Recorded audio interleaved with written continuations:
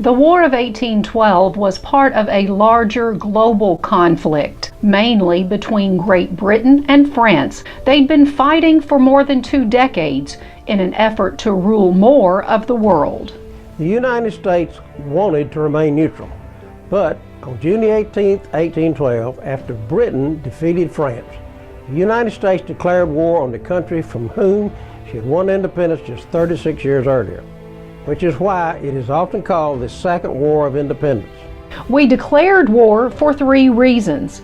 Great Britain refused to stop seizing American ships that traded with France. They were kidnapping sailors and forcing them to work in the British Royal Navy. This was called impressment. And finally, they were supporting Native American tribes in an effort to prevent Western expansion. Battles were fought in 4 regions: the Atlantic coast, Canada and U.S. border, the Gulf Coast, and the American frontier. While there were many battles, 2 stand out. One at the nation's capital and the other at New Orleans.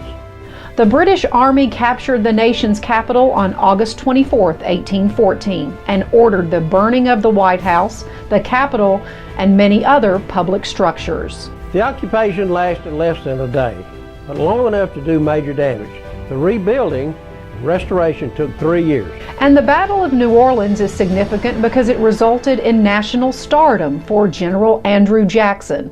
The fame helped him become our 7th president.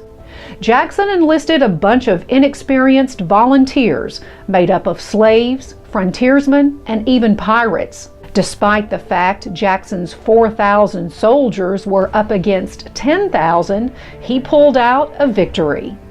It's interesting to note that the Battle of New Orleans was fought and won 2 weeks after the United States signed a peace treaty with Great Britain. The treaty was signed on December 24, 1814. It was called the Treaty of Ghent.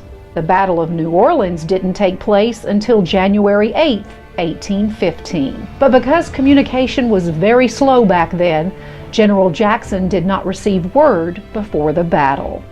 Ironically, very little changed at the end of the War of 1812. No new land was gained, and things pretty much returned to the way they were, which is why it is often called the Forgotten War.